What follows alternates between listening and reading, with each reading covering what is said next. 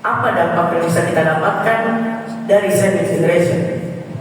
Dampak bagi orang yang terkena sandwich generation bisa menjadi futur, stres, kurangnya bersosialisasi, menjadi marah, dan bahkan bisa bunuh diri karena malu untuk membiayai orang tua serta saudara-saudaranya. Maka dari itu, saya akan memberikan sedikit solusi yang bisa kita lakukan untuk menghindari sandwich generation. Solusi yang pertama ialah menabung sejak awal. Kita selalu dikirimi atau dibekali uang oleh orang tua kita, maka sebaiknya kita sisihkan sedikit untuk menabung masa depan, untuk melangkah masa depan yang lebih baik, untuk mempersiapkan masa depan kita yang akan datang nanti.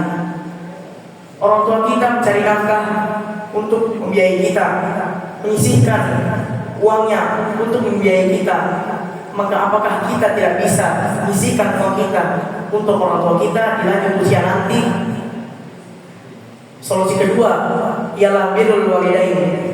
Siapa yang tidak kenal dengan hukum Islam birrul walidain, yang mewajibkan kita untuk berbakti kepada kedua orang tua kita? Allah berfirman, wa qadha rabbuka alla ta'budu illa iyyahu wa bil walidayni ihsana.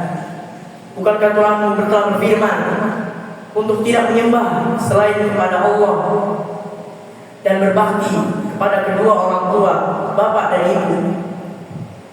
Imma yablughanna 'indakal kibara ahaduhuma aw kilahuma fala taqul lahumā uffin wa la tanharhumā wa qul lahumā qawlan karīmā. Apabila telah lanjut usia salah satu di antara keduanya atau keduanya berada di dalam peliharaanmu, maka janganlah sekali-kali berkata atau janganlah membentaknya, dan berkatalah kepada mereka berdua perkataan yang baik. Quran Surat Al-Isra ayat 23. Kita diperintahkan oleh Allah Subhanahu wa taala untuk berbakti kepada kedua orang tua kita, terutama ibu, karena ibulah yang mengandung kita dengan susah payah, melahirkan kita dengan susah payah, menyambut kita pun dengan susah payah, apalagi mendidik kita yang jarang sekali nurut untuk diatur. Maka sadarlah kita sebagai anak dari ibu kita sendiri, ketika disuruh, janganlah kita membentak orang tua kita, menunda apa yang orang tua kita perintah. Hendaklah kita langsung menaati apa yang orang tua kita perintahkan. Dan jangan sekali-kali kita mendurhakai kedua orang tua kita, membengkang dengan kedua orang tua kita. Karena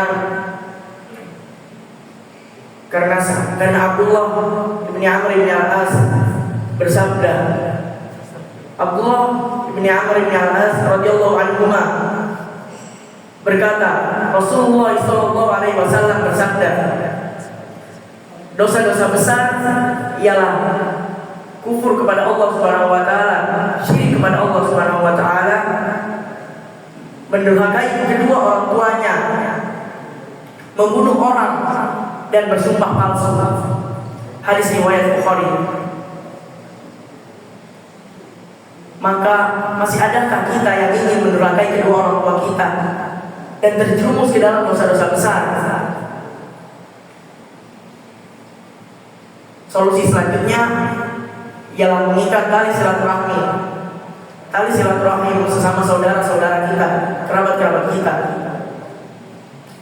Dan hendaklah kita berkata baik kepada saudara-saudara kita sendiri, tidak mengejek satu antara lain, memanggil panggilan buruk dan menghibah. Allah Subhanahu wa taala berfirman, Ya ayyuhalladzina amanu la yaskhar qaumun min qaumin asa an yakunu khairan minhum. Wahai orang-orang yang beriman, janganlah kalian mengolok-olok satu sama lain. Janganlah kalian mengolok-olok kaum yang lain. Asa an yakunu khairan minhum.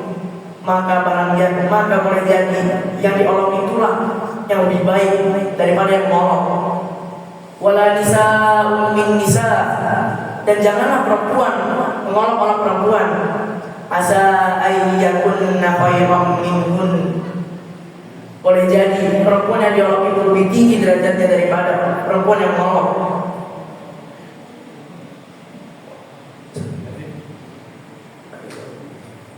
Wala nisa'u min nisa' asa an yakunu khairan minhun.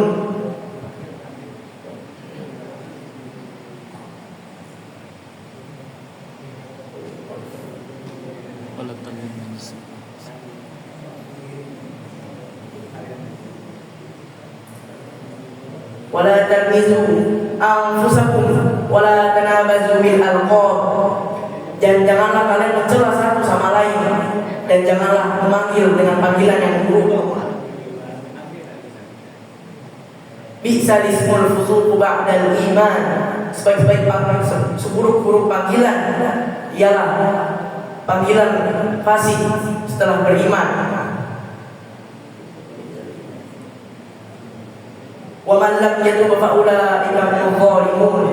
Dan barang siapa yang belum bertaubat kepada Allah Subhanahu wa taala, maka ia termasuk orang-orang yang zalim.